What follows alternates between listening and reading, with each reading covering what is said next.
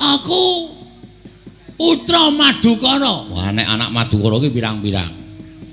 Ndara Abimanyu ora? Ora ono. Oke, tak ngaku lho. Satria ing Tanjung Anom Raden Abimanyu. Wah. Abimanyu. Aku wis tau ngerti nadyan liwat gambar. Abimanyu iki dapure ora kaya kowe. Aduh, ya wis ganti. Jeneng kok gonta-ganti ora, Ndeng, aku bature. Aku Bagong. Ah, iki sing kandhake Begawan Durna mau. Durna muni piye? Jarine nggone bakal mboyong karo Semar Badranaya di wangsuli karo anake Semar sing ragil jenenge Bagong. Wah, kowe to Bagong. Ah, dasar kepone to. Piye gleleng ora? Iki Bagong. Sing mburi sapa? Iki kakangku, Petruk. Kakangku meneh cilik jenenge Gareng. Telu kuwi ra iso disangga enteng. Kowe sapa? Aku keseting Sang Prabu Jayeng Sekti saka ing Pagralun. Lho, Jayeng Sekti iki sapa meneh, Truk? Mbuh. Mesti seswane Durna kuwi. Heeh, mestine. Kowe anak buahe Jayeng Sekti. Yo, dasar Paranyata. Jenengmu sapa? Sumbang Surajigja. Wah, cah pelit. Lho. Cah pelit piye? Sumbang Surajigja ora nyumbang ora apa-apa.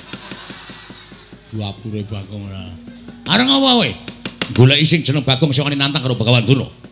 Kowe mepalangi Begawan Durna ngene mboyong karo Semar Badranaya. Apa wis kandel kulitmu wis 100 balungmu? Ya urung, aku urung atos. Balungku urung kandel kulitmu. Sing penting wong gelut ki hitungane mung wani kok, Mas. Aku wani, kowe wani, rampung ngono rasa dadak ngetes 100 balungku apa kulit-kulitku rasah kesuwen. Kowe wani, aku wani. Lho, kowe wani karo aku. Sing tak wedeni apamu? Minggir to, minggir to. Ya. Mun ndak kedupak aku. Oh ya. Wes aku wis pencak medeni lho. Wani, Sing tak wedeni apamu? ora minggat suara aku.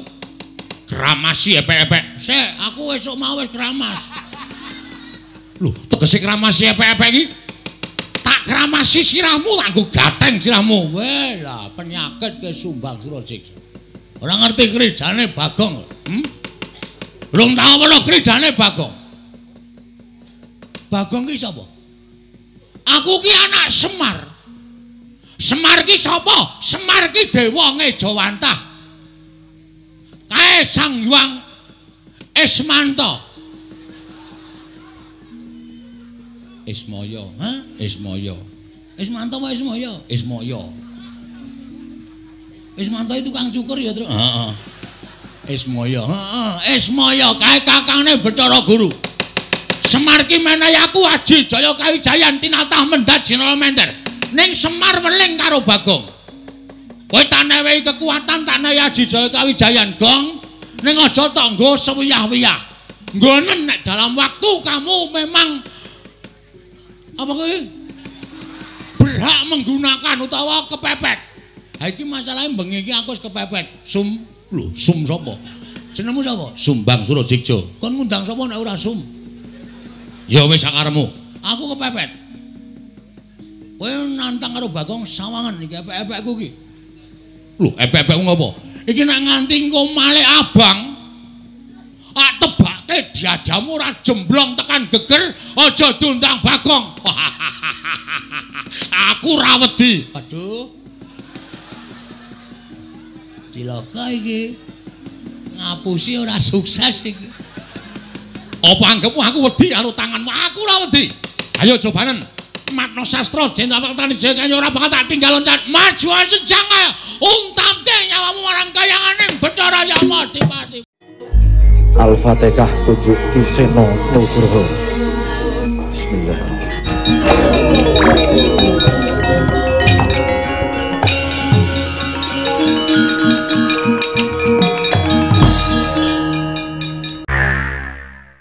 Semar, saiki kene ora sakekan gunung tanpa guna. Wase kowe gelem apa ora? Kula gelem ning syarate niku mau. Syarate niku wau nek sampeyan iso ngudaneni kula tak sowan teng negara Ngastina. Mboten sah kangge napa-napa. Ora usah dipethuk, ora usah didabyang, ora usah ditandu. Kula tak mlaku sekengkara kadempel tekan negara Ngastina. Ning nggih niku wau.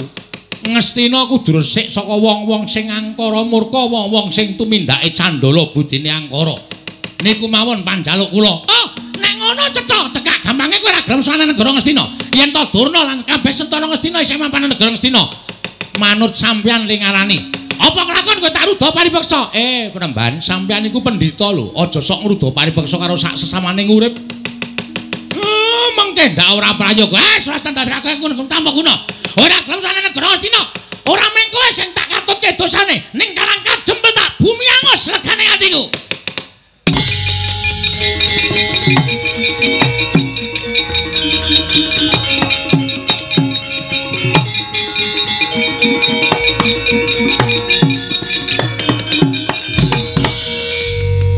Bagong kowe arep ngopo? Saka mburi kok sandalmu tok uncalke. Terus kowe maju mengarep eneng apa? Aja gawe perkara. Arepa Begawan Durna nesu, wong nesu kuwi aja dimungsuhi nganggo kanepson. Akal kuwi aja dimungsuhi nganggo akal ning nggunakake akal. Nek kowe mengko wani karo Durna malah kriwikan dadi grojokan, geguyon dadi tangisan. Semeneng ra we? Hah? Aku ngene iki mbelani karo kowe, Mir. Kowe sadar ora Durna mau ngucap apa? Tak nengke wae nek mung perkara padu karo kowe ora masalah.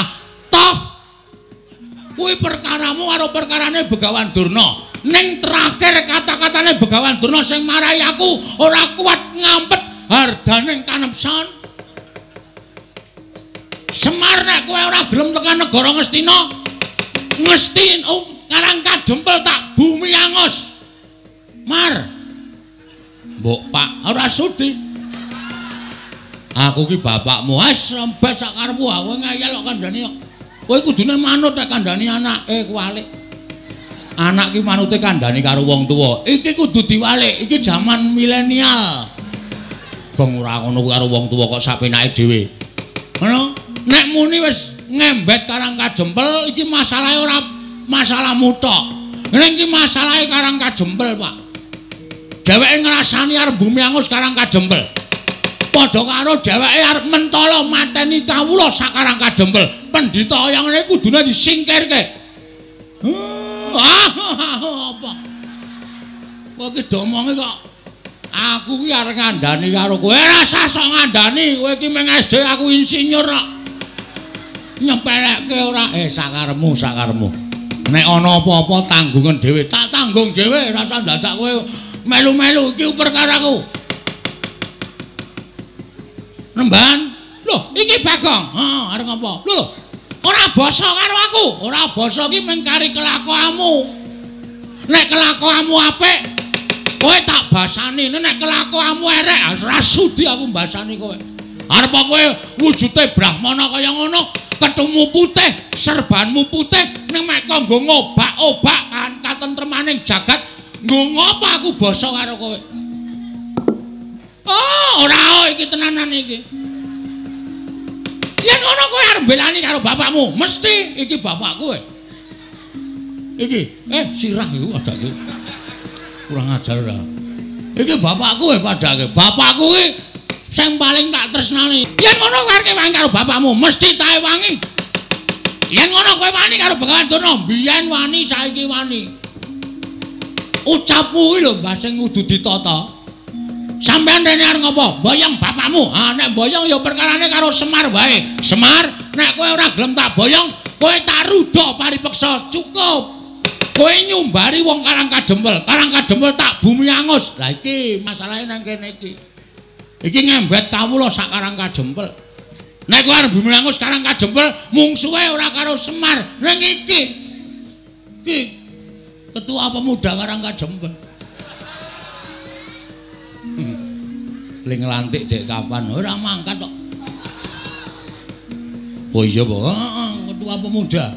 Mula sapa sing arep ngobak-obak katentremaning Karangka Jempel? Aku sing ora trima. Nek kowe arep meksa karo Semar, Semar dipeksa, monggo. Nek kowe muni tak bumi angus Karangka Jempel, aku sing ora trima. Lho, nek ngono kowe wani karo Begawan sing tak wedeni apamu. Gancak bleguduk suwalu kembal Semorante, hawala. Derajate Durna kok diwanani karo Bagong. Ngendi papane wong neter katidayan? Gong, hati-hati lho, Gong. Dipikir sik engko nek dadi geger sapa sing areng ngewangi karo kowe. Ngendi pamane wong Bantayuda? Ha iki. Blabar waja kentheng kawan. Ayo dijajal. Durna apa Bagong sing tekane pati? Lho nek ngono kowe wani karo Bekan Durna wani metu njaba ayo kowe karo aku. Apa sapa sing tekane pati? Ha metu njaba lan tututi Bekan Durna.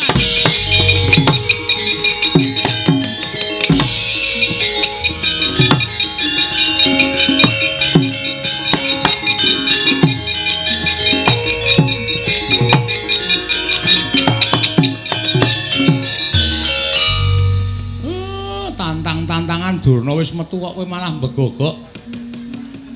Ora Bagong lah kok kowe iki nantang Begawan Durna. Durnane wis metu kok kowe isih nang kene. Aku lho mung nantang tok e.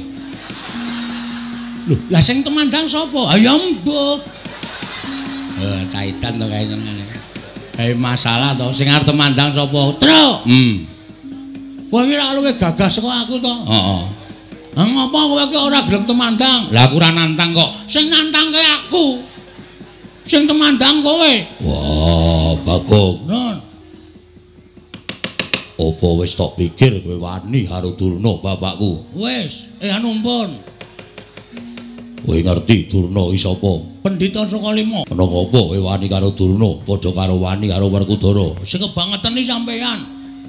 Sampeyan kok gelem dadi anake Durna?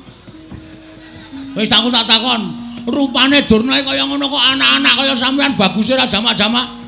Wong sementen iki mboten percaya. Durna sing menehi banyu suci Perwitasari. Sampeyan niku jane mbiyen dijlomprongke karo Begawan Durna kon jegur segara.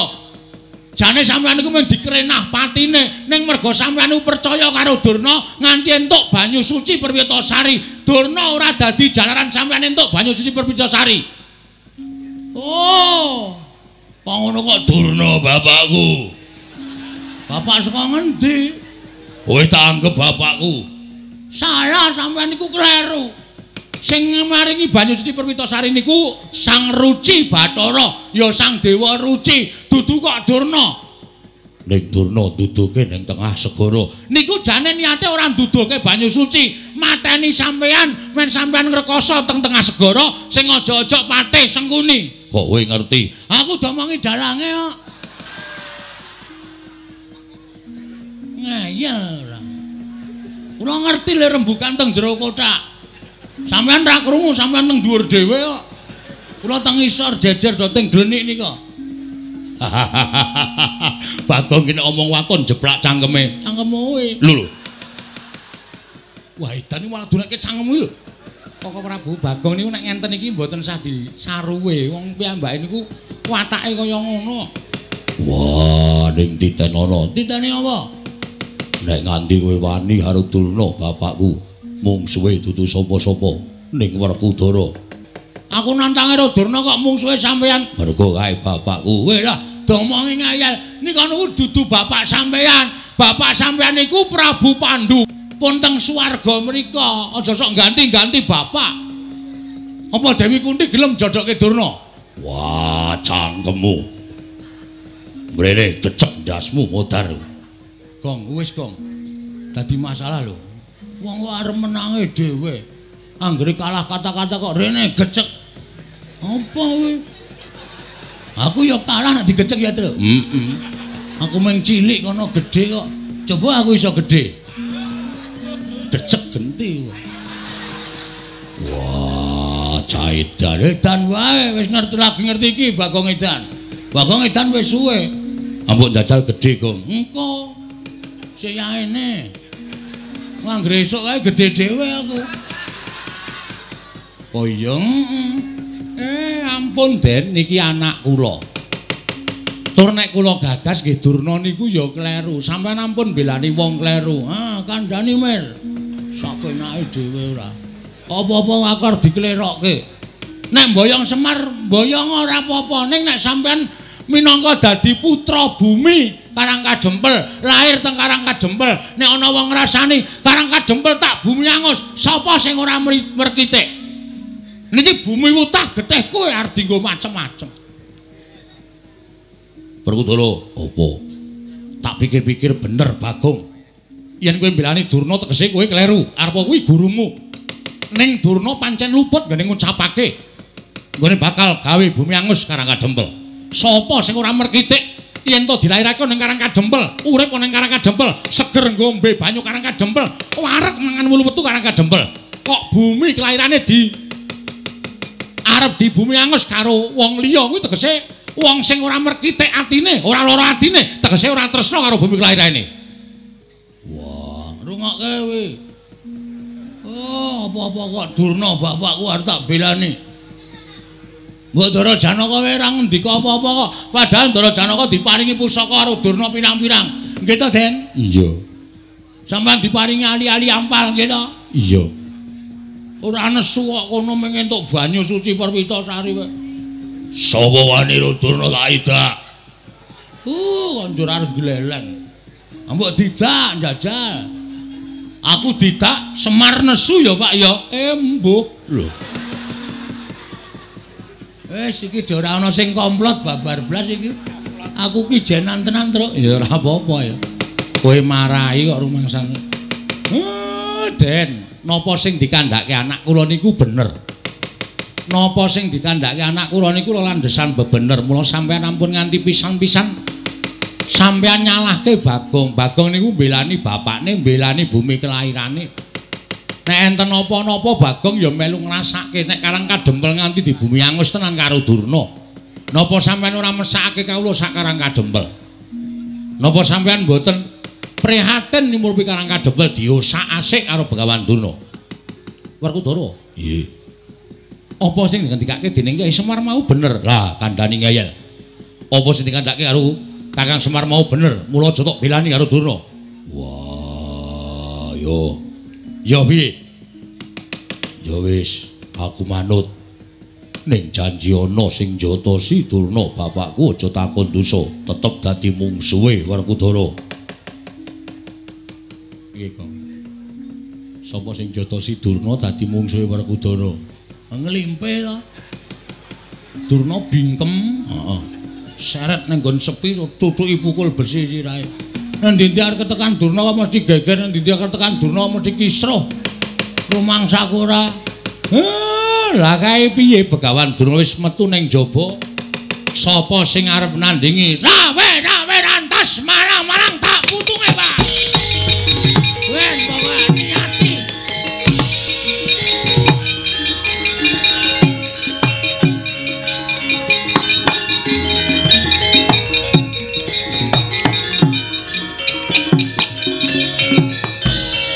Pancen cah katok tenan. Ora wedi karo sapa-sapa. Nek wis duwe niat mbelani karo bumi kelairane kok ora nyawang mungsuhe sapa kok nekate ra jamak-jamak.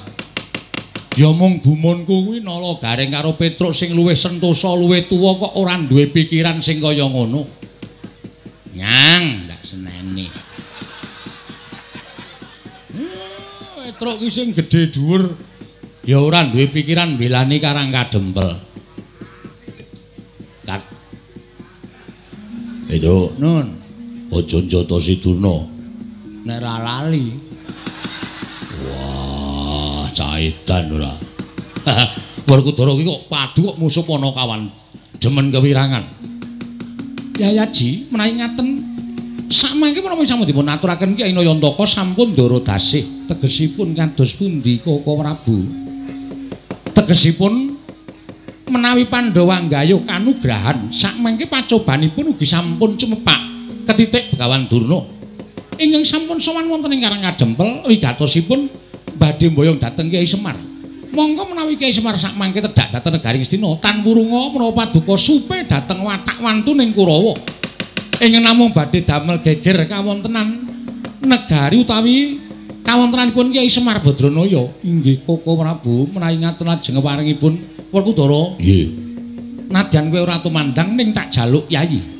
Ewang-ewang ana Panakawan ya. Wah, apa aku kudu mungsuh Durna bapakku? Ora perkara kuwi.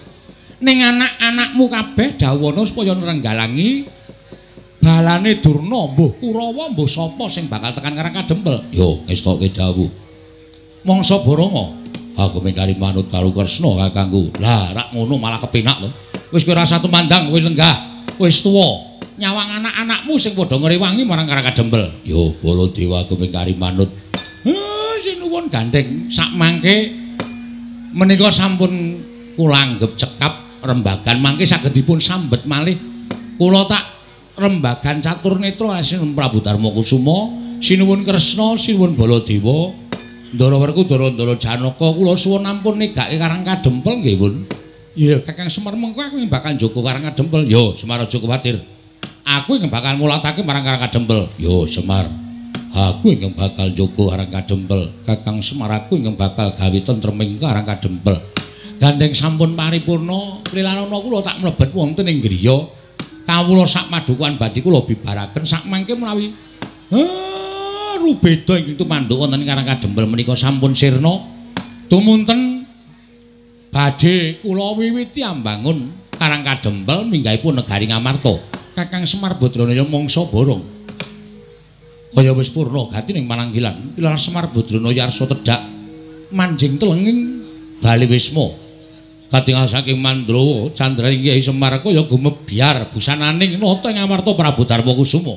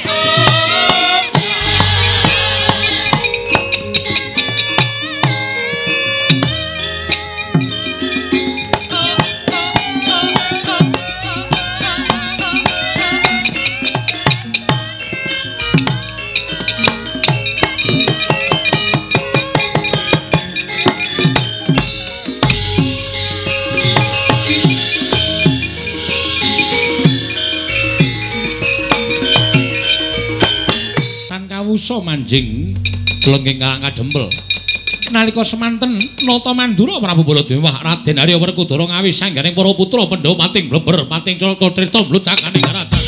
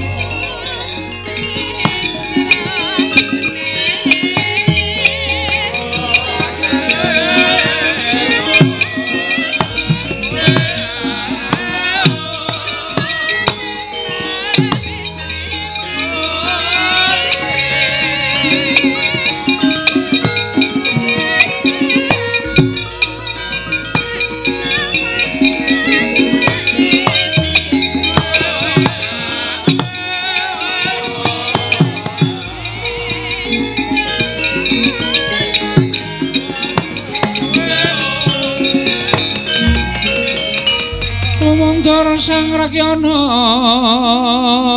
Pateh undanging Prawadyabala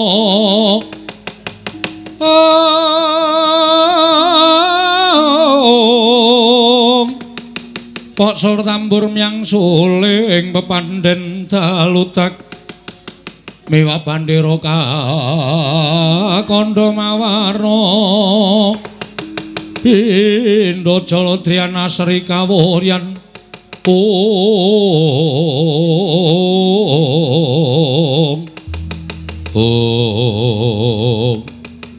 Koko Prabu ingkang putra ngrayipun Setyaki kula Cemadung dawuh Koko Prabu wa ingkang putra pun Gatotkaca Cemadung dawuh Wanadyan ingkang putra pun Antarja Cemadung dawuh Pakde ana dawuh apa Bapak eneng dawuh apa kok ngawe sangganing para putra-putra kabeh Setyaki wonten timbalan ing dawuh Gatotkaca wonten timbalan Antarja wonten timbalan ing dawuh Antasena piye Pakde Waktu dina iki pancen aku kawan bapakmu ngumpulake sangganing para putra sebab ngerti dhewe yen to para Pandhawa sawetara wektu mapan ana ing Karang Kadempel. Wigatine nedya mbangun negara Ngamarta ya Karang Kadempel. Durung nganti kelakon nggone miwiti ambangun babak anglayoni jujul anusuli. Wonten pitados menapa Kanjeng Koko Prabu Setyaki wonten timbalan. Rawuhing Begawan Durna ingkang bakal mboyong Semar Badranaya pokoke ora tak jlentrehke ingkang kanthi cetha. Wase pendak-pendak Kurawa ingkang dipandhigani dening Begawan Durna apa dening Pati Sengkuni yen to tekan ngendi papan mesti bakal gawe geger, mesti bakal gawe kisruh. Mriki. Mula dina iki mau Begawan Durna padu karo Bagong. Monggo tak wis padake Bagong wis melayu rikat bakal methukke prajurit sing digawa dening Begawan Durna. Kowe ngerti Bagong kuwi dadi pamomonging para Pandhawa. Setyaki sithik akeh wis tau tate nampa pangudange Bagong. Gatotkaca semono uga tau dimong karo Bagong. Antarja tau dimong karo Bagong. Antasena ya tau dimong karo Bagong. Kabejaning Panakawan iki mau nek ora tok males sarta kowe ora iso dadi pengayoming Bagong. Ora ana gunane nggonmu duwe batur Bagong lan Panakawan liyane. Lajeng parempat Kanjeng Koko Prabu kados pundi? Durna laku jantaning Bagong yen ana apa-apa tandang ana yen pancen Begawan Durna gawa wadyabala mbok singkire saka Karang Kadempel aja gawe geger Karang Kadempel mriki ngestaken dawuh lajeng pangkatipun ingkang rayipun Setyaki Bencang menapa mriki po pangkatipun ingkang putra Pringgotaning Bencang menapa pangkatipun ingkang putra Jangkar Bumi Bencang menapa ora ketang sambung ngobor cara lintang mangkat dina iki mriki ngestaken dawuh aku mangkat dina iki ya Pakde ya Antasena sing ati-ati aja kaya bocah cilik.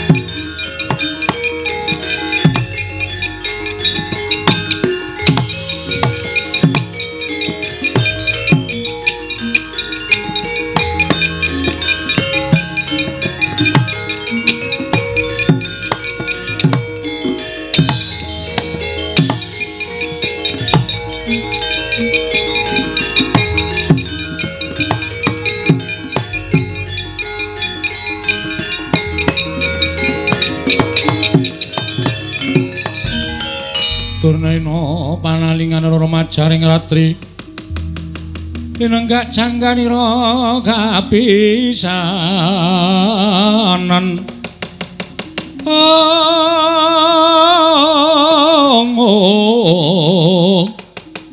aneng perang Bratayuda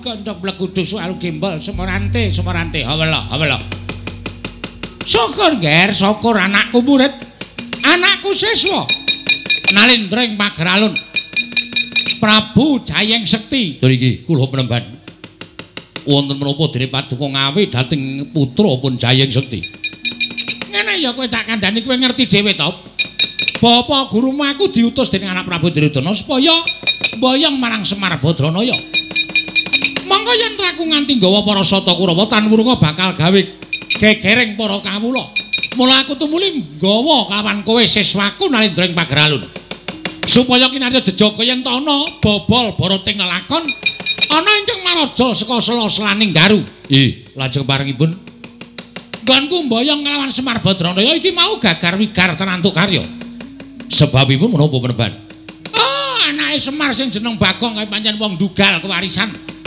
pancen wong sak kepenake dhewe wani nantang karo Begawan Durna wani ngelok-elokke ala karo Begawan Durna nganti kewetu sumbarku marang Bagong yen pancen Bagong iso ngalahke marang Begawan Durna aku mundur sapadya balaku ning yen Bagong kalah karo Begawan Durna aku mboyong Semar Badranaya wah kemewat ingkang nami Bagong menika piyantunipun kados menapa urung tau ngerti nek kowe ngerti mesti ora bakal kowe ngira yen to Bagong wani karo Begawan Durna pewujudanipun kados menapa wis ora usah dadak tok gagas wujudane ora kaya menungsa lumrah nanging pancen winong wong dening dewane mula Jayang Sekti wonten timbalan wadya balamu ketapke para paduka ora usah dadak gagas perkara sing werna-werna wong Karang Kadempel sapa sing mepalangi nggonku bakal mboyong marang Semar sirnakno yen perlu Karang Kadempel di bumi angus mekaten penemban menawi kula mekaten kula nyuwun pangestu nyendikani menapa ing dados dawuhipun Bapak Durna yen kowe iso gawe srana Semar boyong marang negara Ngastina njaluk ngelmu apa kowe tak paringi Jayang Sekti njaluk ngelmu apa kowe tak paringi ora usah dadak kowe kuwatir mesti biuk petutuk kabeh tak sokke marang kowe matur sembah nuwun tanpa pepindhan menawi mekaten kelirana dinten sak mangke kula benajeng kalian tiang-tiang Karang Kadempel ning sing ati-ati merga iki mau wong-wong Amarta wis mapan ning Karang Kadempel klebu Nata Ndarawati lan Nata Ngamarta uga wis mapan ning Karang Kadempel mula sing prayitna ngati-ati aja gegabah karo wong Karang Kadempel janji kalah aja takon dosa aku ora sudi nampa murid karo kowe nyuwun pangestu sing ati-ati aja kaya bocah cilik Jayang Sekti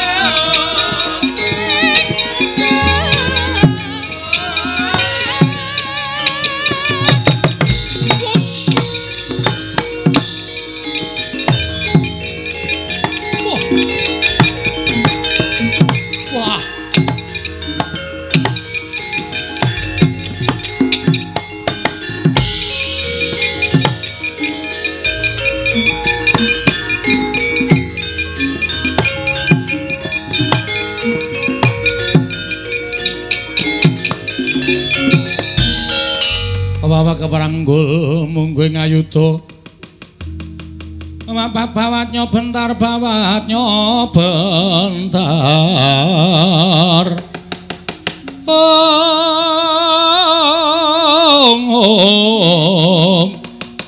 kebabaknya mungguing aloga walah kaget aku awan-awan tak kira ning demit jedul Iki sapa iki? Matane kok gedene ra jamak kaya nduk diceplok. Truk. Rene yo. Ngapa to? Jebul Durna ora nggawa Kurawa, Truk.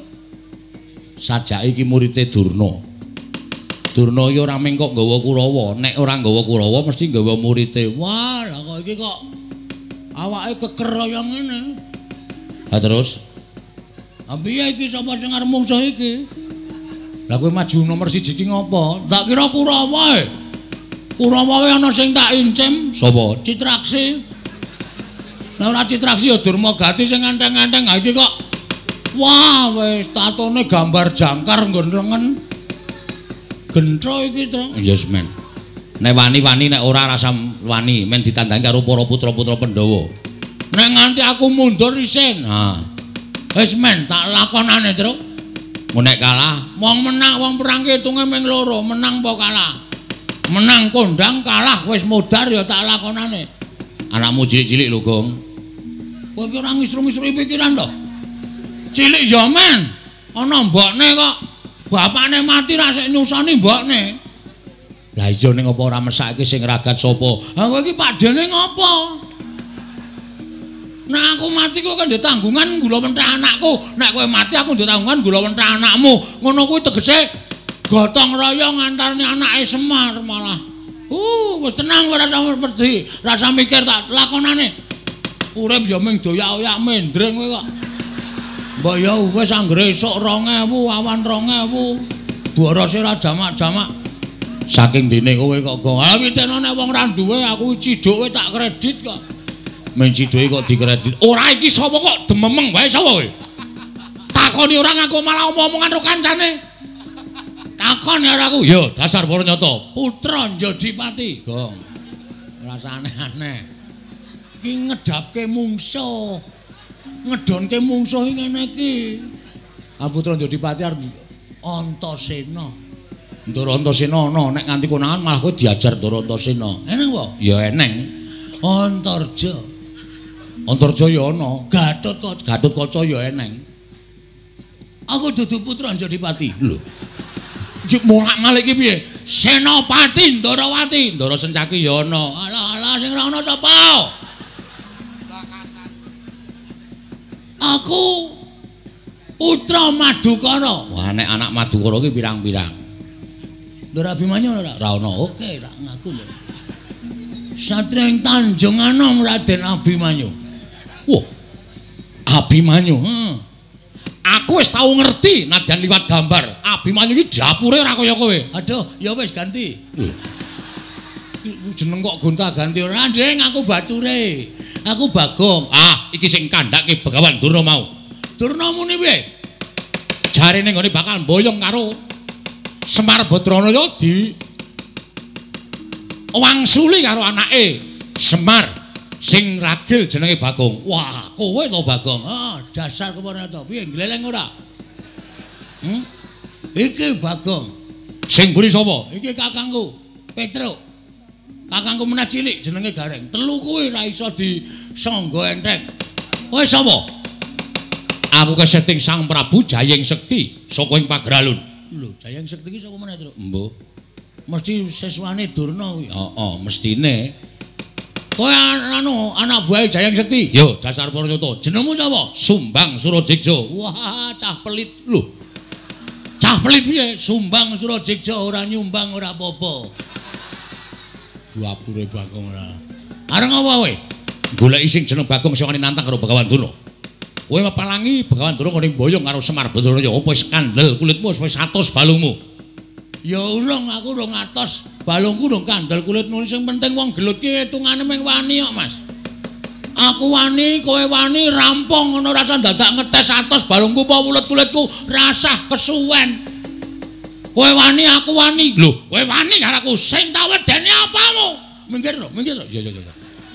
Mun ndak kedupak aku. Oh ya. Wis aku wis pencak medeni lho. Wani, sing tak wedeni apamu? Ora minggat suarep aku. Kramasi epek-epek. Sik, aku esuk mau wis kramas. Lho, tegese kramasi epek-epek iki tak tak kramasi sirahmu tak nggo gateng sirahmu. Weh lah penyakit ke Sumbang Surasiksa. Ora ngerti kridane Bagong. Belum tahu apa kridane Bagong. Bagong ki sapa? Aku ki anak Semar. Semar ki sapa? Semar ki dewa Ngejawantah. Kae Sang Hyang Ismanta. Ismaya, ha? Ismaya. Ismanta apa Ismaya? Ismaya. Ismanta itu tukang cukur ya, Tru? Heeh. Ismaya, heeh. Ismaya kae kakangne Bathara Guru. Semar ki menehi aku Aji Jaya Kawijayan tinatah mendhat Jinala Mender. Ning Semar weling karo Bagong. Kowe tak newehi kekuatan tak nehi Aji Jaya Kawijayan, Gong. Ning aja tok nggo sewiyah-wiyah. Nggonen nek dalam waktu kamu memang apa kuwi? Berhak menggunakan utawa kepepet. Ha iki masalahe bengi iki aku wis kepepet. Sum sapa? Jenengmu sapa? Sumbang Surasiksa. Kon ngundang sapa nek ora Sum? Ya wis sakaremu. Aku kepepet. Kowe nantang karo Bagong sawangan iki epek-epekku iki. Lho, epek-epekku ngopo? Iki nek nganti engko malih abang, tak tebake diadamu ora jemblong tekan geger, aja diundang Bagong. Aku ra wedi. Aduh. Cilaka iki. Ngapusi ora sukses iki. Apa anggapmu aku wedi karo tanganmu? Aku ora wedi. Ayo cobanen. Matno sastra jenderal Tani Jaya ora bakal tak tinggal loncat. Maju sejang ayo. Untamke nyawamu marang kayanganing Bathara Yama tiba-tiba.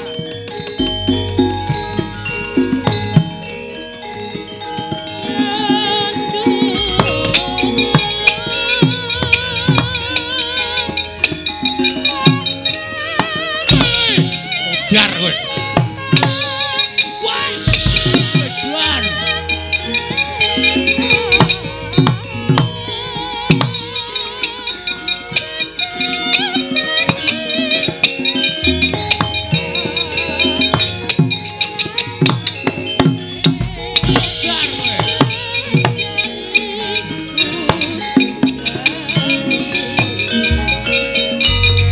Wis gong, aja dipisah. Ora usah sok gaya ta, kuwi sengit. Kowe iki wis diajar, kowe iki nendang sikile cupet kok nendang diantem bola-bali saka kono ndasmu suarane mak klothak ngono lho. Aku kuwatir nek kowe gagar otak. Ora aja dipisah, Tru. Ora usah aleman. Iki ana nderek Sencaki. Sapa? Ndoro Sencaki. Ana apa wong iki? Ana. Piye, Bagong? Menjoto ronggon. Menjoto ronggon ya niki pun mlentrong loro niki. Diantil karo anak buahe Durna jenenge Sumbang Surasiksa. Niki lho tak tandangane. Mbok ngono. Ora mung do wedangan wae. Kene nyambut gawe piyai-piyai do lenggan. Mangkat. Yo Bagong. Ah ngono. Serang. Yo.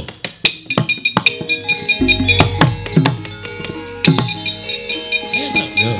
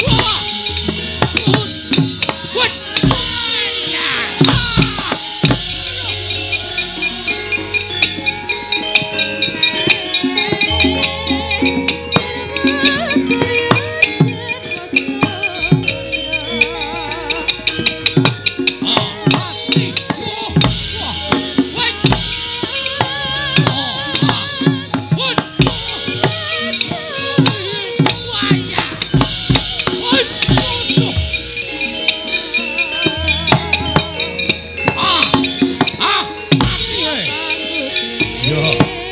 Cah siramu.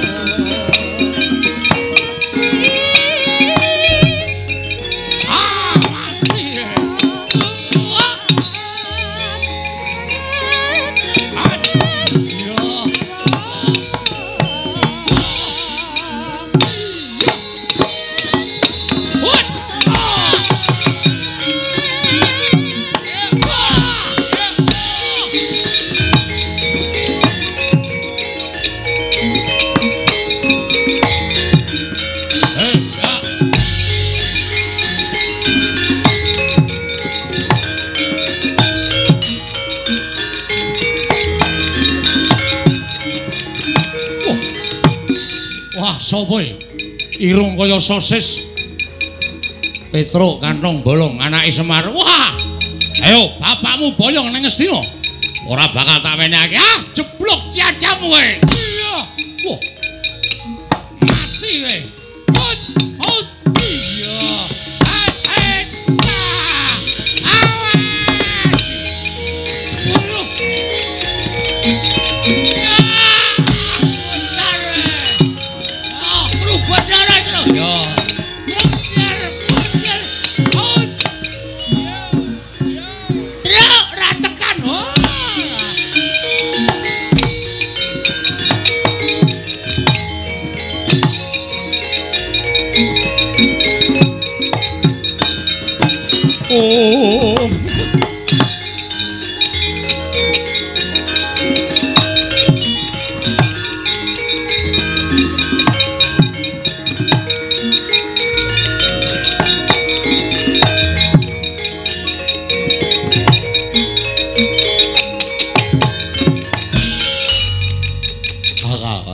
Kenapa kaya? Agak cakap apa sila tu? Kata apa kecil ke mana tu? Itu non, mungsuhmu iki. lah pripun? Rene. Akadik begila sabar ini apa? Mumet ta. Piye ora? Agak apa sila tu? Sagabak ketele samanya. Kang, goleki kakangmu lho. Masa kakangku kan kowe? Ora iki anake Semar buangan biyen. Rene lho. Agak apa kene? Agak kene Pak. Ajar. Wah, radong. Agak dah. Agak jakle. Aku betul di sini. Agak kecewa juga seleket. Kowe dong boleh. Ora. Aku iso ngomong meneng wae to ngerti wangsuli rak beres. Ada. Agak kamu ada. Agak dia. Agak dia. Piye Tru iki salusine piye iki? Langsung dipateni apa? Aja. Kowe iso nggo dolanan asik ya. Pateni kok adiran duwe dolanan. Piye karepmu? Apa kaya? Agak. Maksude Agak iki. iso nulis ora? Nulis. Agak. Oh, akate iki iso, Gong. Akate iki iso. Iso nulis ora? Agak. Ah, iso ta. Iso kuwi artine iso. Akate. Duh, nulis karepmu piye? Agak.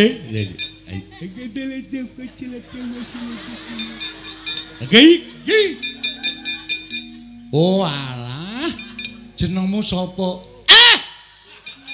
Hello. Oh iya, aku Petruk. Aku. Retukan keselaka kelupa. Kerupuk dengkulmu melocot ya. Petruk. Kada. Akade aja lah kada ya. Akade. Aku mana akade. Atulis. Kada begini. Iya. Aku Bagong. Kelapa Bagong. Rada jelas ae, rada jelas. Sirmu aku baca sawala kata kebaya kata wisya sebari tile bagai. Dan sama kita gede kemetikik. Mongko ngono do dinggo dolanan. Saake ya kok. Heeh. Wah, pesone apik iki, Truk. Aja dijukuk kuwi nggone wong mati kuwalat. Wong mati ki ora krasa apa-apa kok kuwalat. Jukuk sok nggo mbleh wedhus. Lah iya. Baja putih. Jarike bathik, Truk. Aja to, Gong, iki ora malingan ngono to. Ora apa-apa wong mati ki ora krasa kok. Copot jarike. Waduh, klambine iki iso nggo jaket nek turu, Truk. Ah iya wis. Wis lumayan entuk-entukan. Pian. Copot nggo cilikke.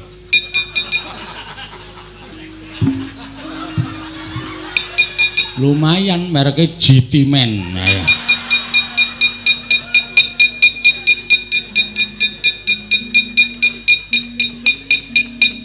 Wedan. Mlendis.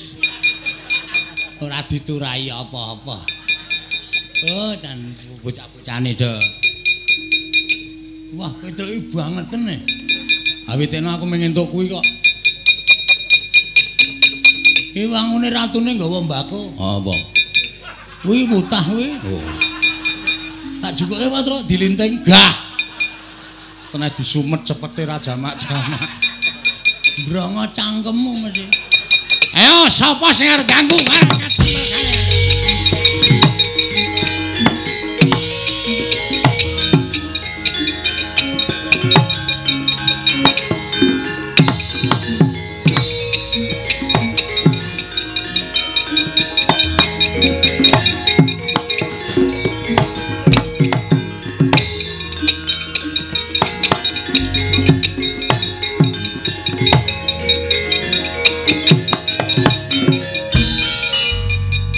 Jah lho, Mbah.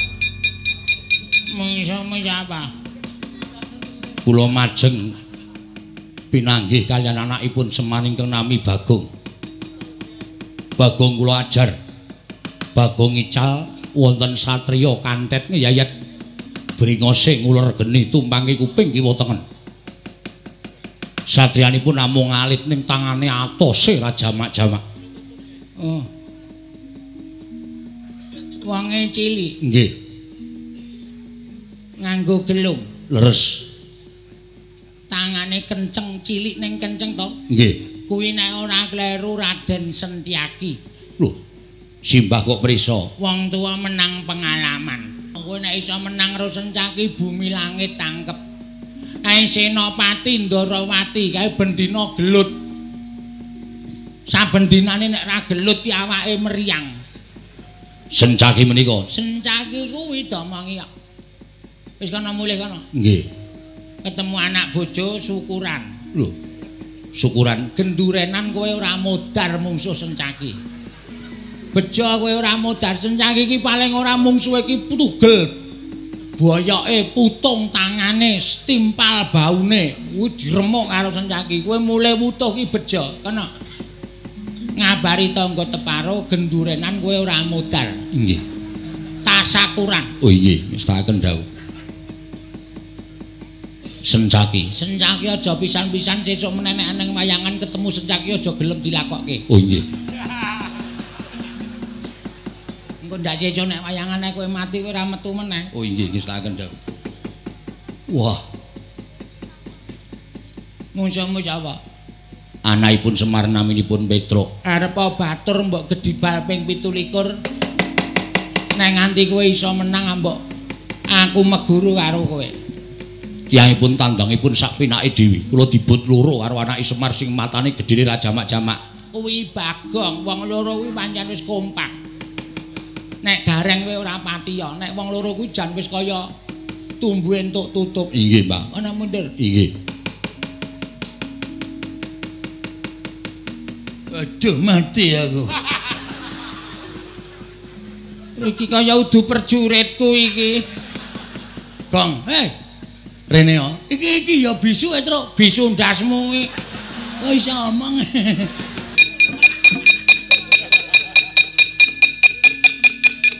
Piye, Pak?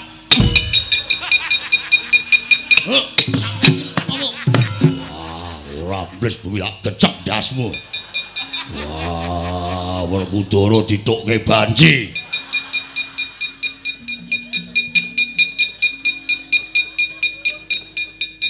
Truk. Bayar urung kowe. Bayar cengelmu. Lho wonge rene. Piye yo? Tono wae yo. Ngomong ngreget-ngregeti ora. Aku kanthi kaya ngono kae tak pethukne. Aku wae. Ha iya. Aku arep methoke kok kowe muni aku wae iki mesti punya maksud kowe. Mana? Mbane ra entuk sasaran terus. Nekat tenan. Aja lu, Gong, ora ngelek-elek iki ora. Ih!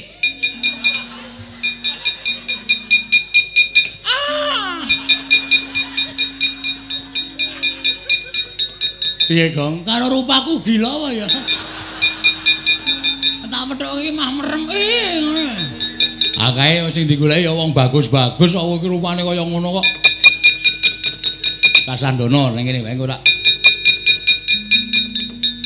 Ya ampun iki ngopo iki jenggote cobaan ngopo iki? Ya men ndingu kok ora entuk dipantang griseni ya ampun. Ah, mbok irunge ra ngene iki to, Mas. Ayo, arti ae. Wah, kurat. Modar ora. Petruk ki ya senengane ora. Gareng iki mripate ora makcleng ning ndas ora.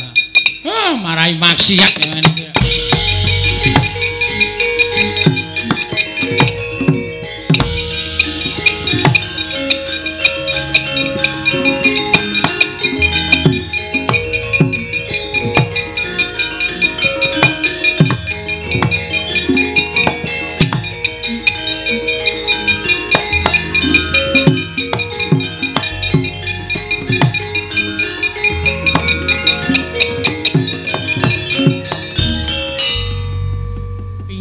Sukini. Mbah. Kok sajake kagel. Mbah. Sinuwun kados pundi kawontenan menika sinuwun kula sumangga.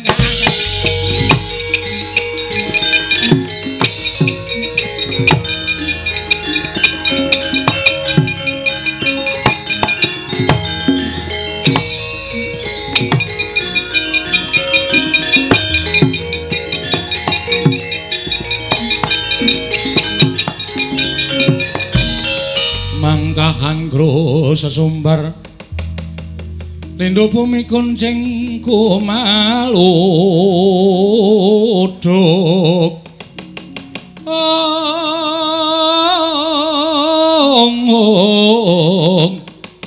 kumaluduk guntur ketup lumembak penyu kang kumambang prajurit padha piyaos sak landhean. Wah, wangune wong Karang Kadempel ora kena disangga enteng. Konangan Prabu Jayeng Sekti ora padha kukut genderane aja tuntang nata pagelaran barat.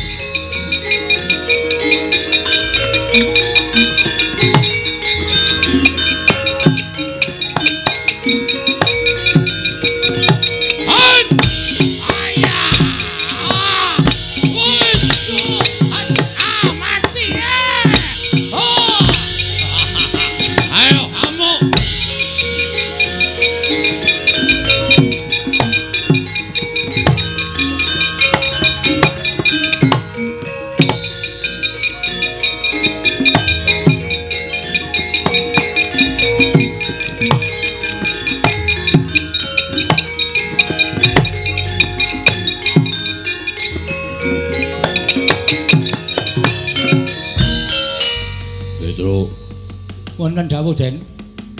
Anak-anakku do bubar. Gatotkaca ndelik neng Mega Nurja ambles bumi Setyaki mlayu golek papan pendelikan. Eneng apa? Sing maju murite Begawan Durna. Jenenge kula mboten ngerti. Ning ingkang rayi Ndara Setyaki dipun cokot dipun getak kontal. Ndara Garukaca dipun cokot dipun getak kontal. Pripun Den iki nek mboten enten sing kepalangi krijane murite Durna niya. Napa ya kelakon kula kelangan Bapak Trnandara? Wah.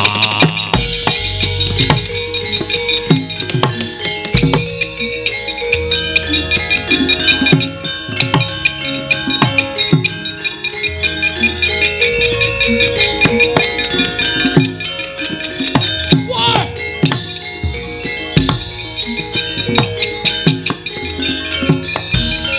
Wah, wong gagah. Werkudara. Sapa siswaning Begawan Durna? Prabu Jayeng Sekti. Ayo, meneke Semar apa ora? Ora bakal tak wenehake. Wah, lakon kene Pancaka. Mati aku.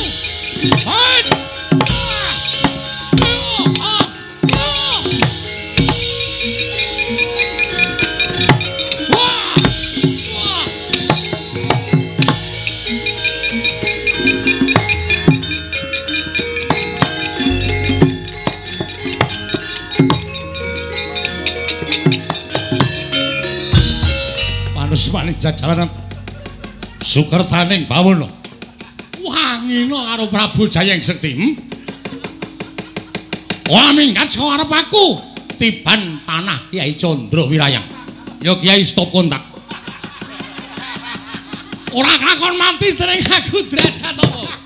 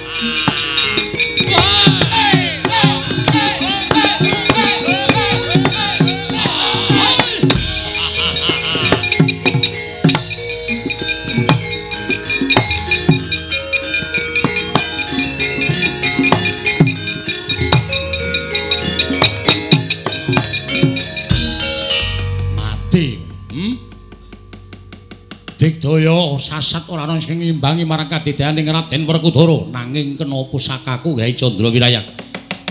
Ora nggletak apa dianggep aku ora iso ngalahke karo kowe?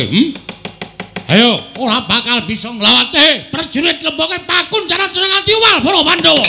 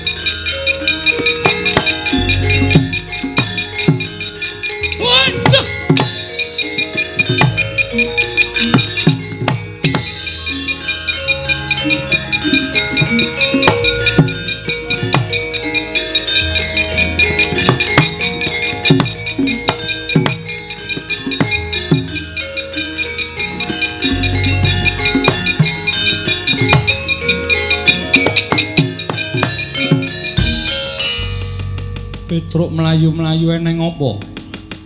Ngaturaken kedhiwasan Ndara. Nek kula matur napa Ndara mboten kejot penggalipun mboten kaget. Kowe arep matur apa Petruk? Katon gugup.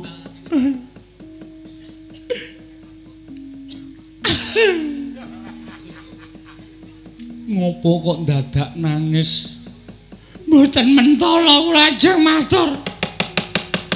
Nalika semanten para putra Pandhawa sami kenjang kapracondang mergi mengsahipun muridipun Begawan Durna nami Prabu Jayeng Sekti. Dadi cokoti.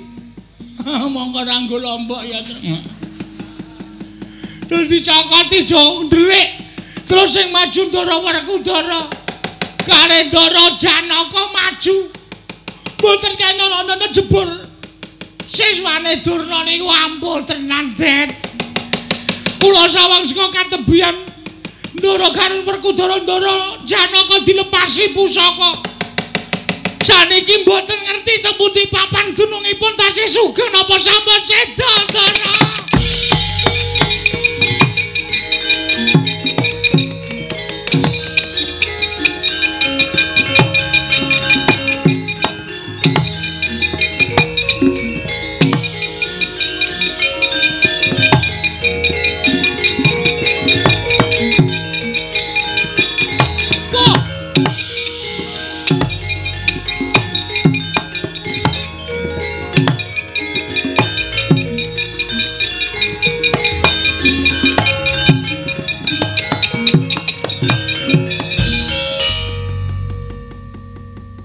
Sewu sinuwun.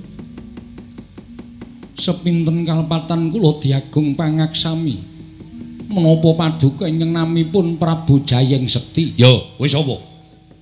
Dipun tepangaken kula menika pambayuning Pandhawa, kula pun Darma Kusuma. Wah, dal. Nalindra Ngamarta Prabu Darma Kusuma. Inggih, mila mekaten.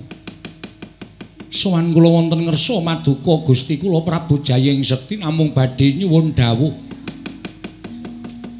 Wonten pundi kadang kula Werkudara menapa dene Arjuna menawi tasih gesang papanipun wonten pundi nanging menawi sampun pejah niating manah kula namung badhe bela pejahipun kadang kula kekalih sinuwun.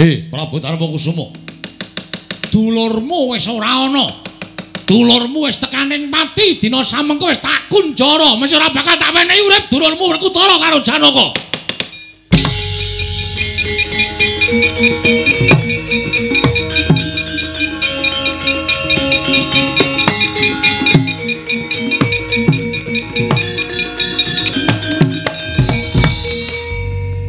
Gusti kula sesemban kula ngaturaken panuwun ingkang tanpa pepindhan dene paduka ingkang sampun saged nyuwargakaken dhateng Arjuna menapa dene Werkudara. Mbok menawi sampun pinesti dhateng purbaning Wang Mahanasa sampun cekap semanten tulisipun kadang kula kekalih anggenipun gesang wonten ing Malam Padang.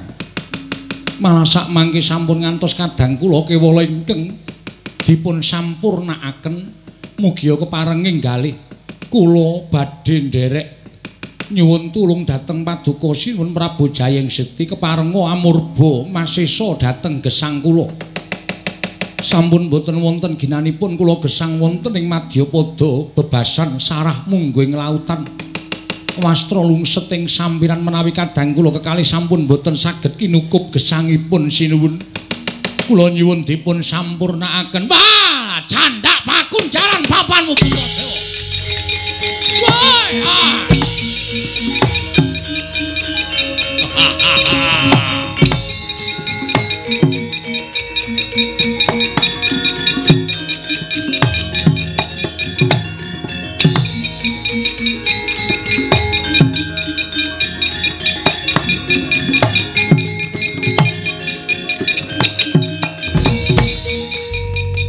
Bagong eneng apa? Eneng apa Bagong piye kahananing peperangan?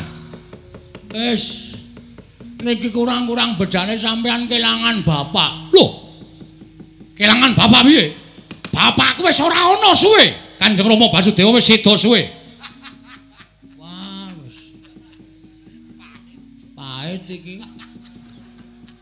Sampeyan paham mboten maksud kula, sampeyan mboten kelangan bapak sampeyan. Ning kelangan bapak kula. Bapak Semar mesti iso diboyong kali Begawan Durna. Lho, sebabe Dara Werkudara ical. Lho, Werkudara ilang. Nggih. Dara Janaka ilang. Lho, Janaka barang ilang. Heeh. Terus sing terakhir Prabu Puntadewa ilang. Lho, Puntadewa ya ilang. Heeh. Meng bengok-bengok sak. Ora gek temandang aku wae iso nek Werkudara ilang. Janaka ilang. Terus ngapa nek ngono? Mbok ya temandang jemangkah kaya biasane kae. Nek dilapori apa-apa terus mana maning jajaran wene wong manungsa glendeng nang kono. Mana Baladewa? Kok meneng wae ngopo kowe? Ati was ora ana gunane leku laporan.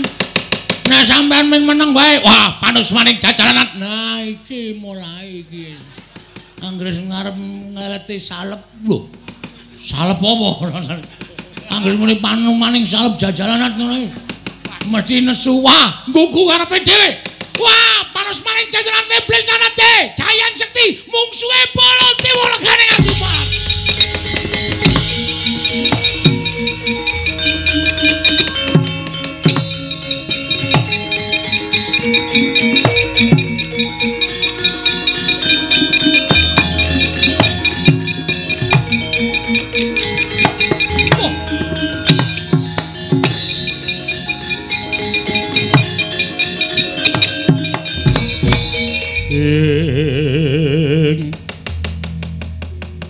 Samar pamoring sukma sinukmaya winaya wingasepi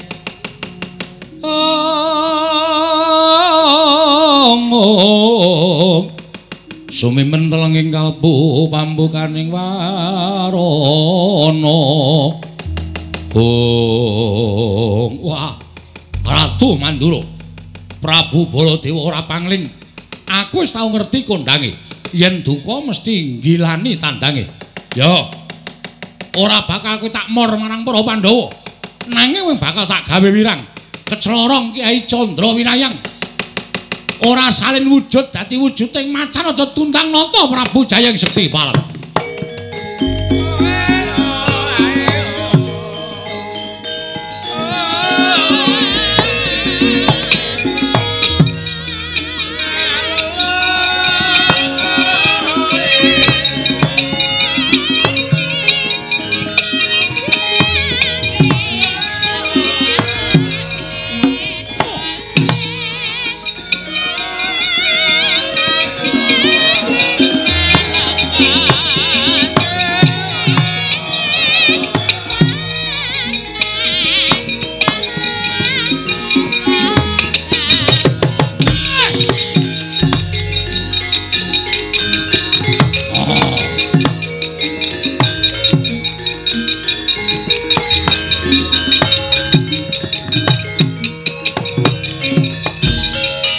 Yoli binatang panupaning jajaran durung bapak kulitmu durung putung barang kowe nglepaske pusaka kowe wong jira getih wedi mati Jayang Sekti ayo tandangan nata Mandura Prabu Baladewa kirung sadar apa ya kok iso Den Petro ngopo kowe ngene kowe aja palangi aku Petro mikir tandangane ngerti tenan iki kula sing weruh mbrebes mili lho Den nek dadi sampean wujud kaya ngaten. Petro apa nangis mikira? Mikira Petro. Lho. Lentuk nandi Petro kok entuk macan sirkus. Macan sirkus dengkulmu mlocot ora. Sampai iki. Bagong apa Bagong? Lho, kok iso ngomong? Iki nganu batuk dikarciske dengkulmu ora. Ada macan bisa bicara ngono. Macan bisa bicara ora mundur kene rajong kowe isa wae. Ndak wonge krungu. Masa? Didol wae yo. Hus. Didol dengkulmu ora. Larang lho iki, larang-larang iki bendara e. Nek wis kaya ngene nggo abrak apa? Malah ngentek-entekke wedhus engko. Ya ora kaya mikir kan. Petro nang ngowo. Nuwun sewu Den, Mang nuwun sewu, panjenengan tak saged ningali suku panjenengan piyambak to. Mang tingali suku panjenengan. Lho, sikilmu. Nggih mang tingali. Kok iki sikile sapa Petro? Petro iki sikile sapa? Nuwun ngapunten, sampeyan wujud macan sak menika ndara. Aduh mati aku Petro. Aduh.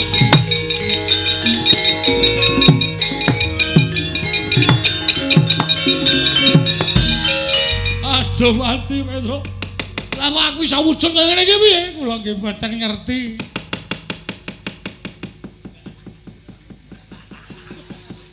Kula nggih ora ngerti. Aku tadi iso wujud kaya ngene iki piye, Petro? Kula nggih mboten ngerti. Aduh, wah edan tenan. Masa macan nek ngentut muni ya, Tru? Ayo muni kok ya. Wah, ku anu buntute munggah dadi ketok kaya kentrang jenggone. Omongane kok sekono. Pun matur bapak mawon. Bapakmu nanti aku njaluk tulung kawujude kaya ngene piye? Nggih, monggo.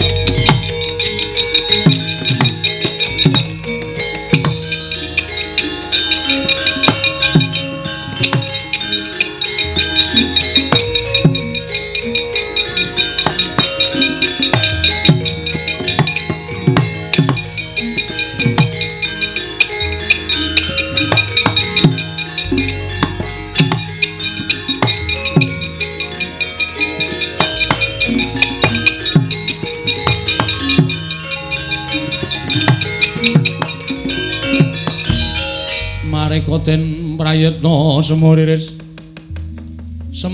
eka balik titiyani gandayani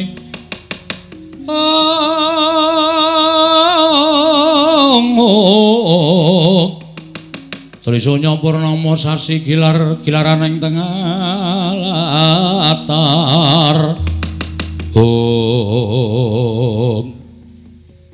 Petro iki sapa? Mang dangu piyambak Pak ora mentala. Macan kowe iki sapa? Kakang Semar aku mati aku Kakang. Lah kok aku dadi wujud kaya ngene iki piye Semar? Lah kok suarane sinuwun Mandura? Lah nggih. Kenang apa iki mau? Majeng wonten ing pabaratan ing pusakanipun Prabu Jayeng Sekti. Wah, pusakane ampuh banget, Pak. Pandhawa kepikut Ndara Baladewa kena pusaka dadi wujud macan kaya ngeten. Semar. Semar aku tulungono Kakang, Semar aku tulungono aja nganti wujud kaya ngene aku ndak ora iso bali ning negara Mandura Semar. Nggih.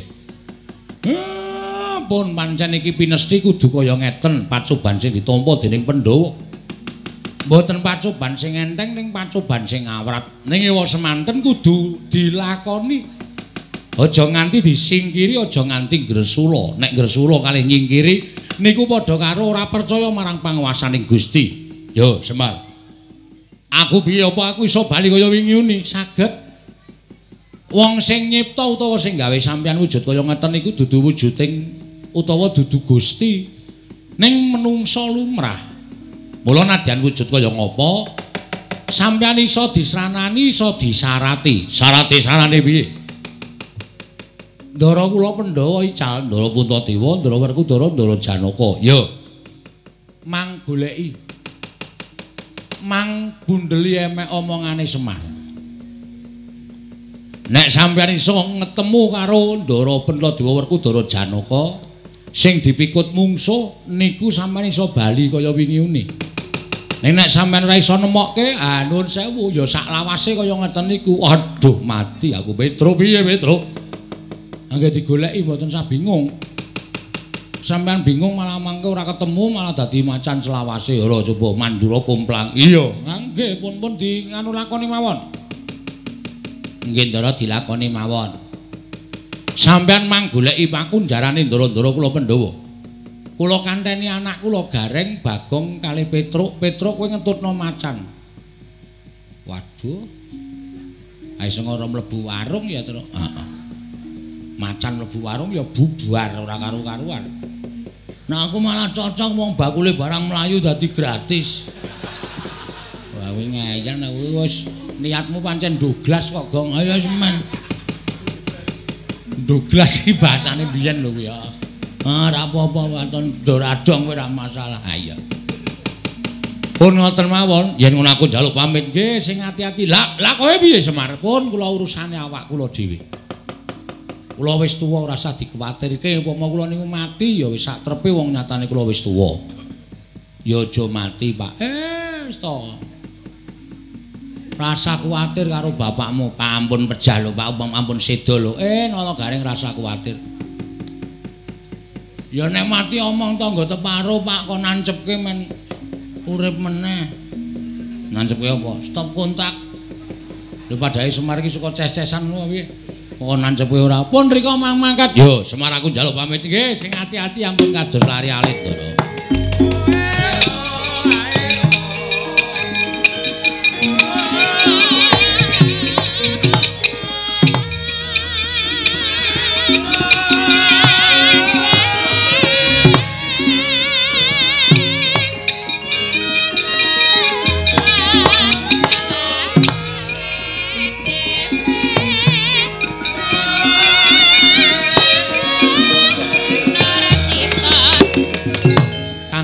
Semar Badranaya sigra mendhet sumping Lombok Abang den banting wonten ing Bantala. Eling-eling Lara Semar diwonge Jawantah sak ciptane dadi sak sedyane ana. Dupi sumping Lombok Abang binanting wonten ing Bantala. Ana wujud Semar sami kaliyan Semar ingkang saestu datan Genggang Sarikma.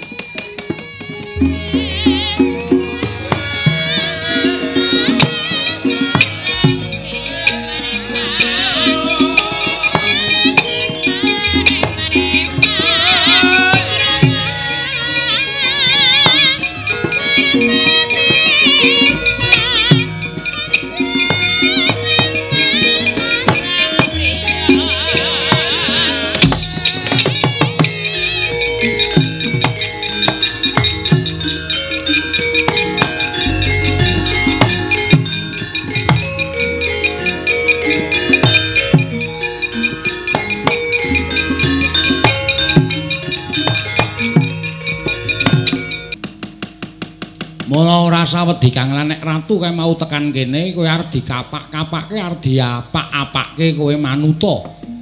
Kowe arep diboyong nendi kowe manuta. Aja pati-pati kowe bali wujud Lombok Abang nek durung tekan papan sing disedya dening ratu mau. Wis ngono wae tak tinggal neng kene aku tak munggah neng Kayangan Semar.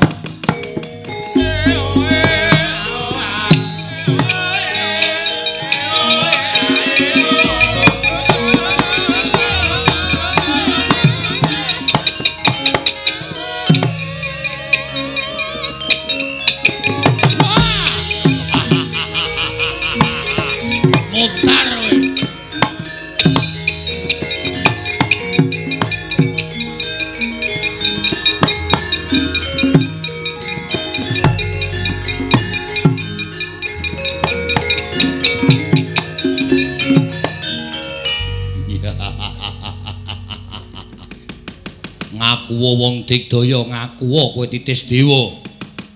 Ning kowe ora bakal menang karo Prabu Jayeng Sekti. Bendaramu kabeh wis tak pikut. Ora-orane bakal tak gawe macak mesti bakal tak pateni. Mung kari kowe. Tak aturke Bapa Penemban Durna. Aku iso mikut Semar Badranaya. Wah, lah bakal entuk ngelmu sing tak karepake saka Penemban Durna. Mbuh, kowe arep dadi apa kuwi dudu perkaraning Prabu Jayeng Sekti Semar Badranaya.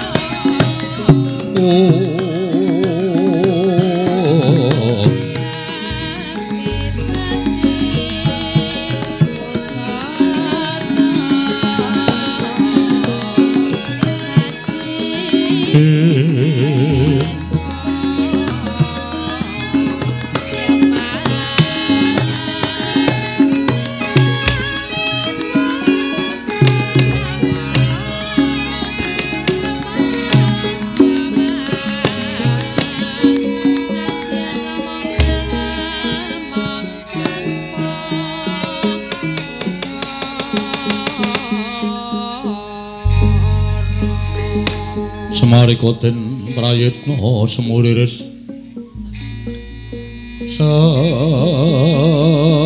semuriris eka bali Om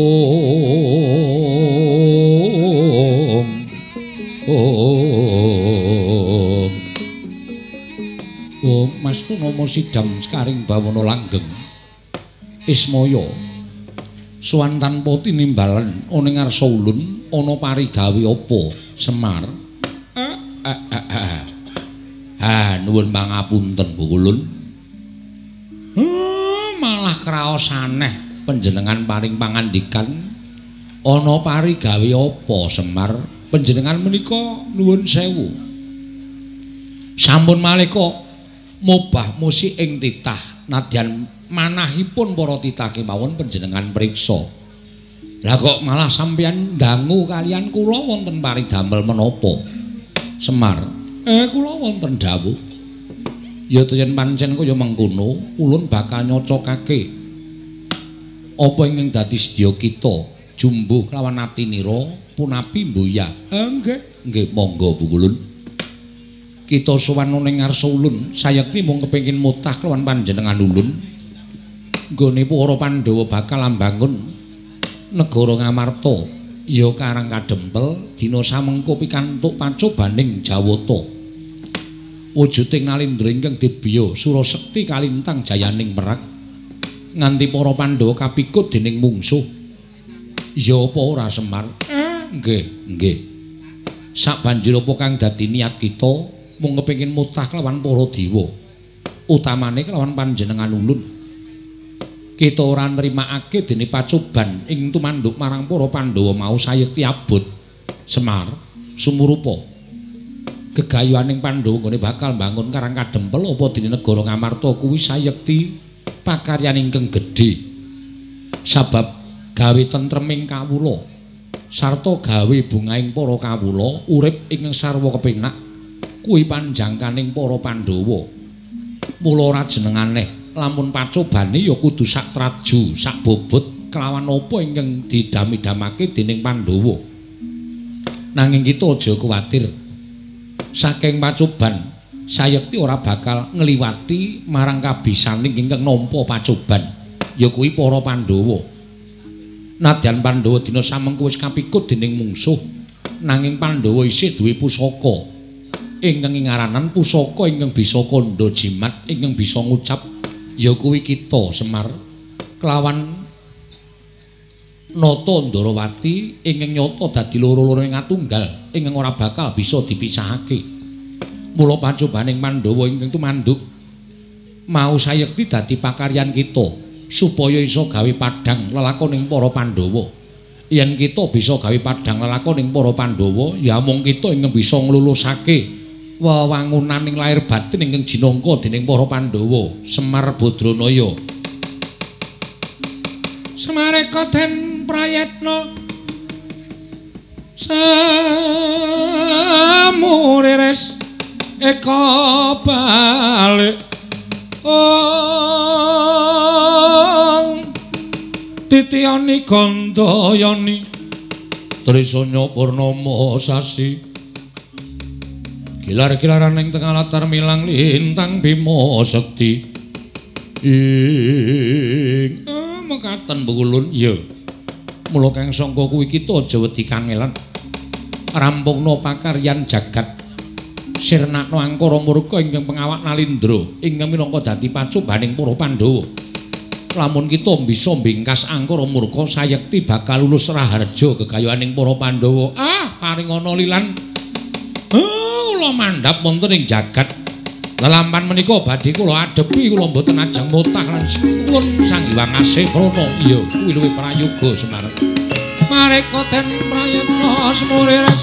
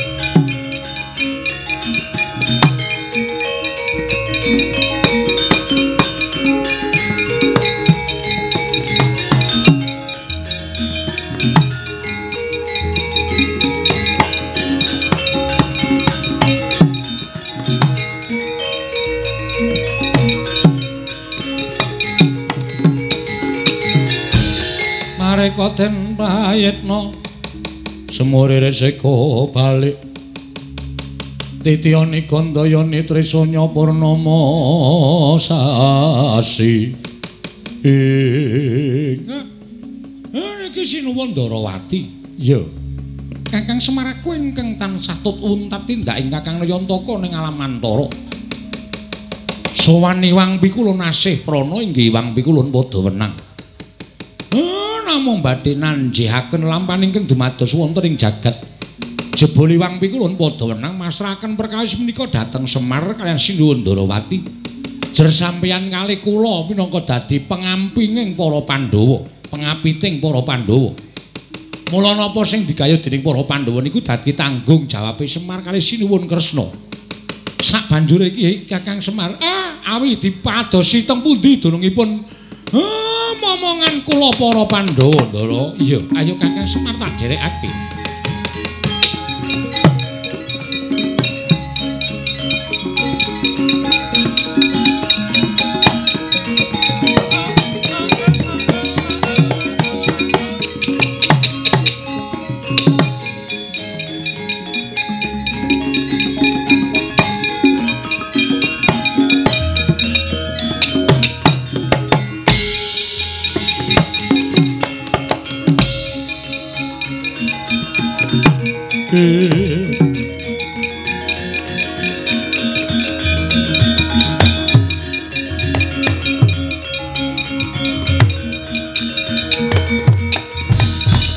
Maraina smubang wangarana adinetraning nganggo rapo sabdaning kukiloring kanigara sageter kene donganing kunglir wuwu sing pene panca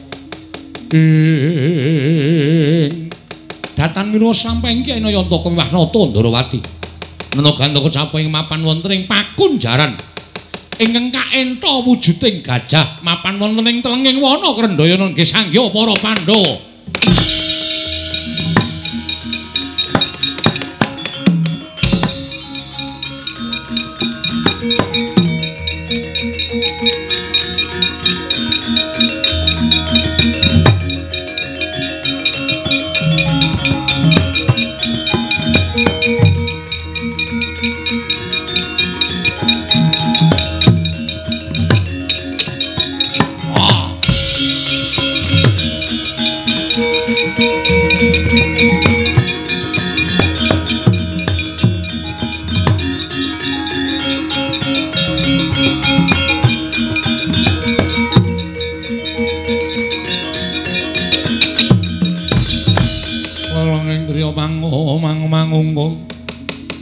mangungkung ganduan rimang lirlena tanpa kanen. Weh ladal.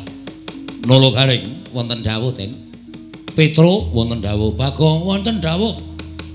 Ndak kira wujuding duwe panggung ing mapan ing telenging wana.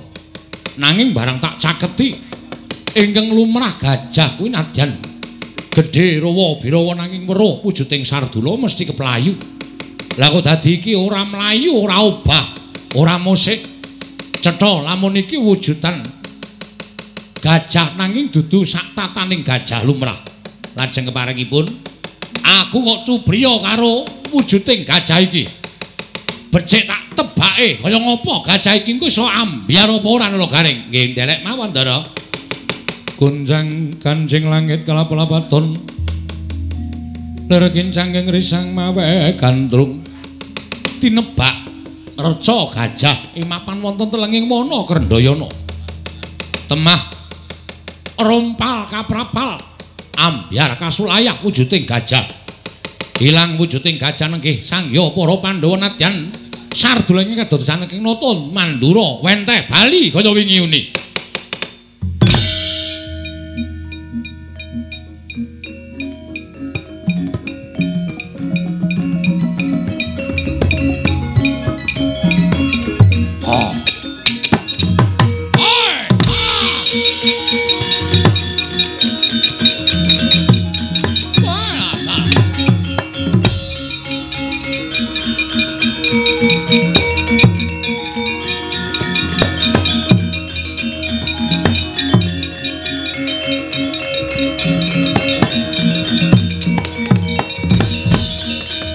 Bala Pandhawa mbiyok gumulung mangung siring sata Kurawa Kambau nggih. Waduh Yayi ngaturaken panuwun ing tanpa pepindhan dene sarana kula mecah pakun jaran reca gajah Pandhawa timbul sampun wangsul kados wingi uni. Koko Prabu kula ngaturaken panuwun ingkang tanpa pepindhan. Baladewa aku ngaturke panuwun. Koko Prabu kula ngaturaken panuwun. Syukur mangke baik Jogedi Jumuru. Menawi ngaten monggo. Yayi itu kula dherekaken kondur wonten ing Karang Kadempel menapa dene negari Ngamarta.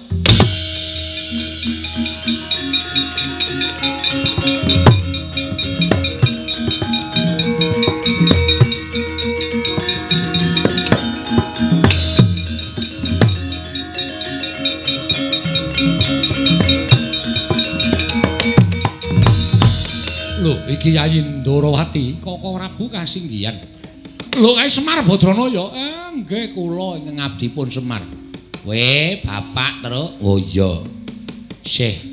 Sehat, isih sehat, Gong. Bapak isih sehat, Gong. Wah, malah getun aku. Bapak sehat kok getun. Wah, ya aku ki ndek pengarep-arep bapak ki andum warisan ngono lho.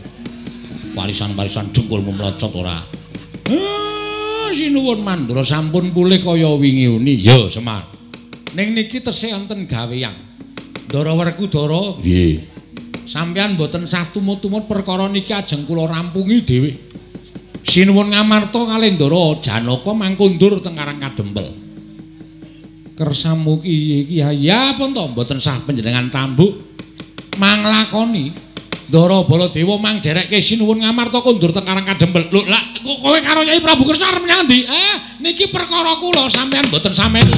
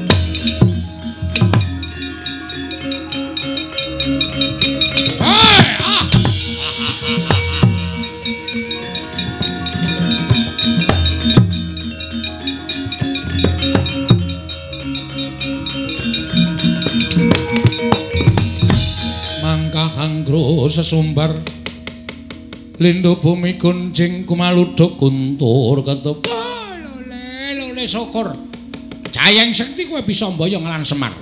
Inggih Bapak Perban. Sumangga kula aturaken panjenengan. Sumangsa para nganggen patuko badhe damel srana supados Semar menika saged sirna margalayu. Lole. Semar, kowe madhep rene Semar, aja ngungkurke karo Begawan Durna. Wektu dina samangka pancen niatku mboyong karo kowe ning kowe aja lara atimu ya Semar. Ora duwe niat aku bakal mboyong kowe ning negara Ngastina.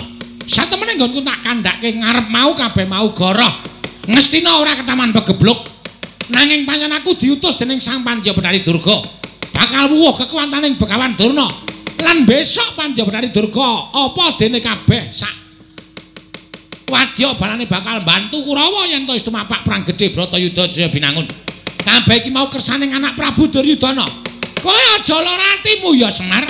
Dina semengko kepeksa kowe engkang bakal nglunasi nyawamu Semar Bathara.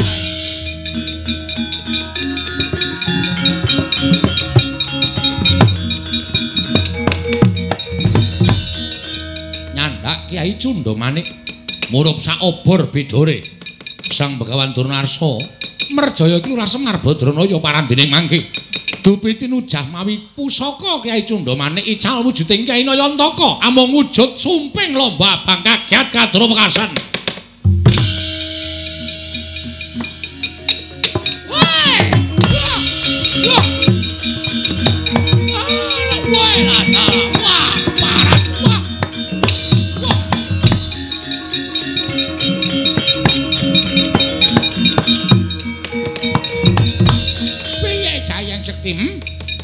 Kowe iki tak kongkon supaya mboyong Semar bareng Semar tak tujang nganggo Kyai Cundamanik lah kok ical wujulang wujude Semar.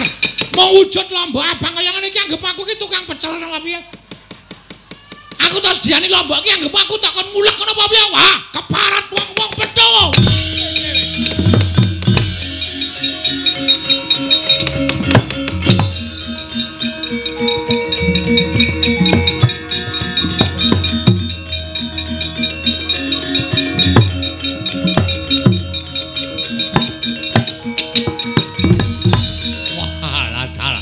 Ora lidok ujane wong daplok. Wah, Semar kowe ngapusi karo aku. Ketok kowe isih mapan ana ning kapal wates Karang Kadempel. Clorong Kyai Candra Wirayang jeblok dadamu balat. Wah!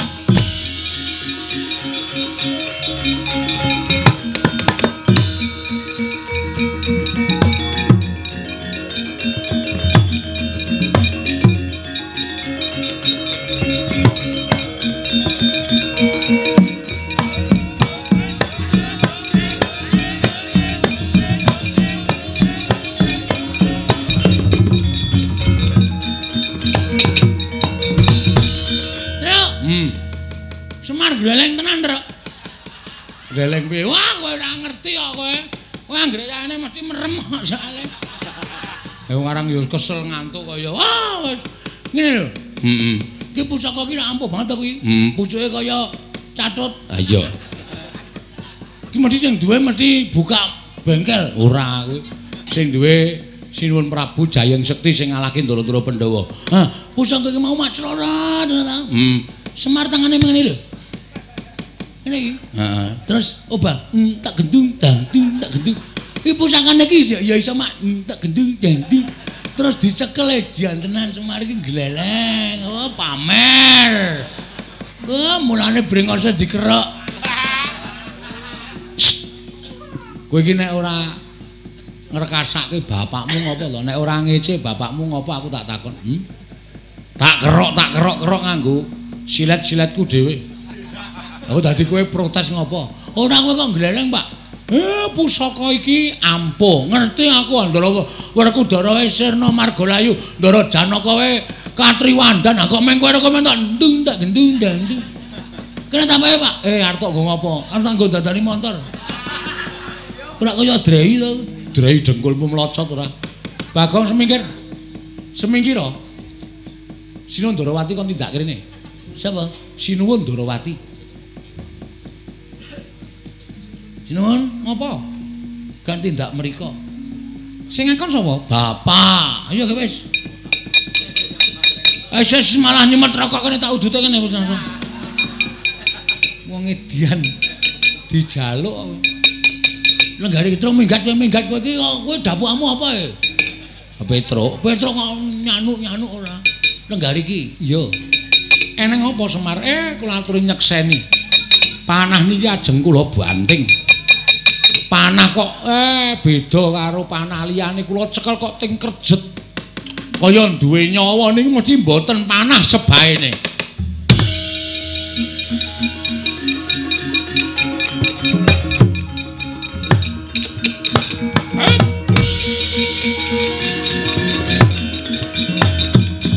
Woi.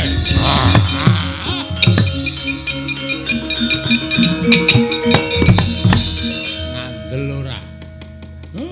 Mula kok ampuhe kegila-gila. Ora pangling Bathara Kala iki. Ya, aku Kala Semar. Aku njaluk pangan wong Sukerta. Pandhawa 5 dadi panganku, entuk ora entuk tak tadah kala mangsa legane.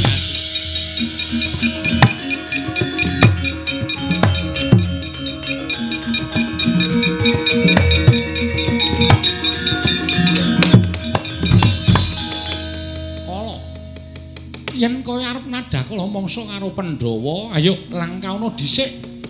Langkauna dhisik batanging nata Ndarawati. Oh, Kresna kekuatanmu sepira?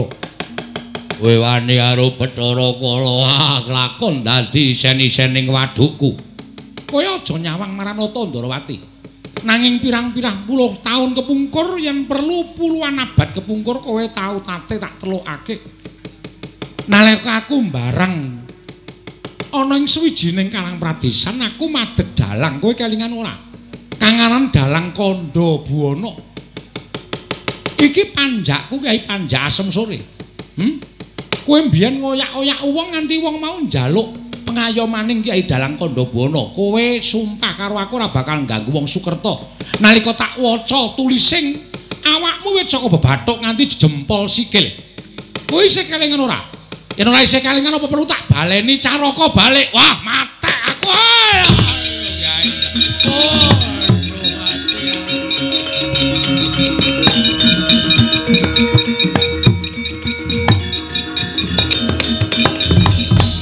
Waduh. Yai Dalang kula nyuwun pangapura. Aku njaluk pangapura. Yen nganti mbok sebut apa sing mbok ngendikake kobong awakku musna tanpa iso dikukup. Ayo bali. Ora bali titenono. Aku yang bakal nyampurnake karo kowe. Ayo bali. Bali marang papan dunungmu aja ganggu gawe para Pandhawa. Ya, aku tak bali. Aku tak bali. Oh.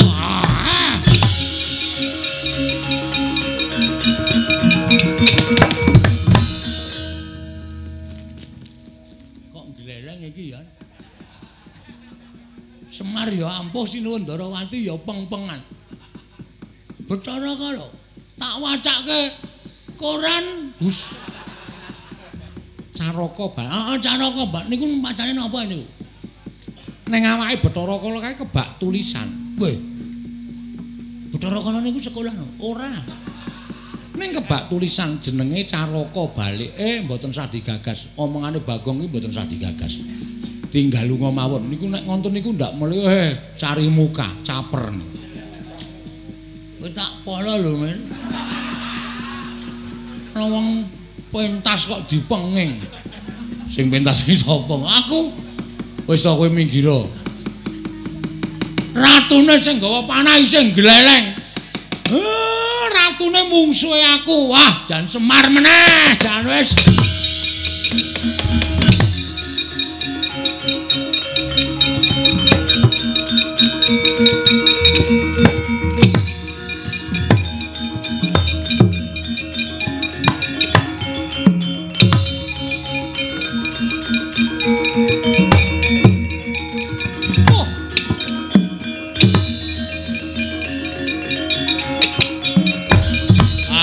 Iki Semar, ayo tak boyong tak aturake bapa guruku Begawan Durna. Senengane kok tok wolak-walik. Sing duwe karep mateni Semar iki udu Durna ning kowe. Kowe wujud wong lanang. Terus etok-etok dadi murite Durna sing tok kon dawuh mateni Semar Durna, men dosane disangga Durna sing kepenak kowe ra ngono to. Lho, aku ki lanang. Sing ngomong sapa? Apa aku ora pangling karo kowe? Wong lanang kok parfume Odorono. Wah, Odorono iku kuno banget. Wis ora metu kok disebut wong saiki ora ngerti Odorono. Ora ngerti Odorono ya Odo iki. Waduh. Mati aku.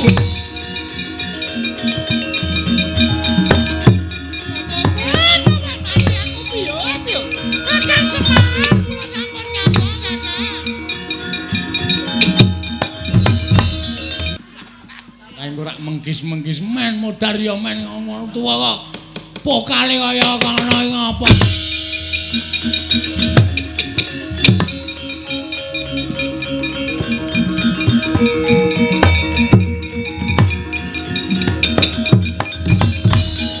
Ayo bali. Ayo mulih. Inggih Kyai Semar kula tak wangsul. Ganggu gawe tanggap warsa kutha Ngawi aja takon dosa. Semar sing ora trima tak obong sak wadya balamu. Injih, kula wangsul. Ha, ayo bali. Injih. Ayo bali. Injih, wampun getak-getak kowe pamer, dumeh iso mabur pamer. Tur munggah-munggah ngono, ha. Mboten Kyai Semar, mboten. Senengane kok ora bali awas kowe. Inggih. Piye, Pak? Suwek.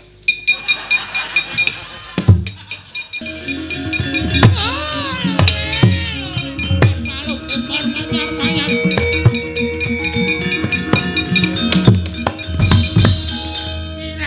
Wirang. Kebuka kabeh lureking Begawan Durna. Ketok kabeh alaning Begawan Durna. Werkudara, aku bapakmu Patenono, aku isin tenan Werkudara.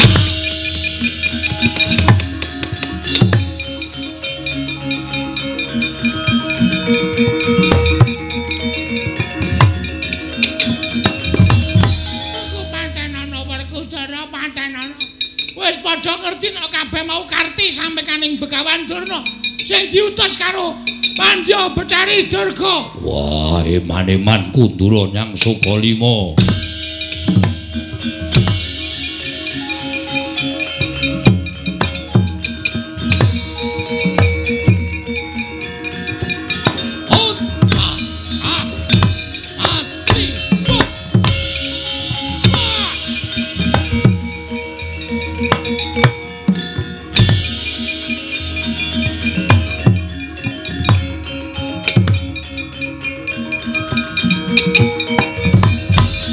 Arsa madangi jagat tumungup-mungup paneng sapucaking bukir marebak bangsu mirat keneng soroting surya mega lan gunung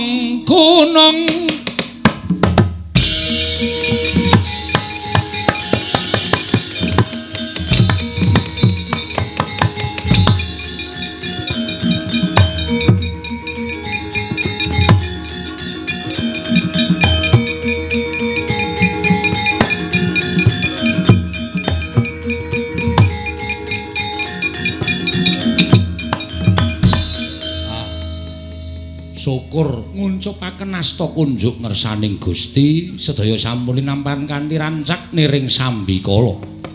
Ewa dene kathah kalepatan ewa dene kathah klenta-klentunipun Semar Sura Sudra Janengkat Suh Brasta kaping ulah Darmastuti Rahayung Samya Makarya Rahayung Samya Pinanggih Ndara.